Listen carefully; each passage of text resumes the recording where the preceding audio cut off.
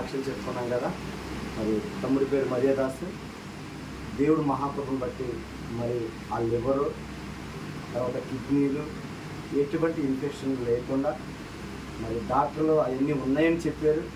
కానీ యేసు నామములో ప్రార్థించగా మరి పేతురు యోహాను యేసు నామములో ఎలాగైతే దిక్కులు లేచరుకుంటువాడు, ఆ విధంగా మరి తమ్ముడి విషయంలో మర్యాదాస్ విషయంలో అన్ని రిపోర్ట్లు నార్మల్ ఇచ్చారు.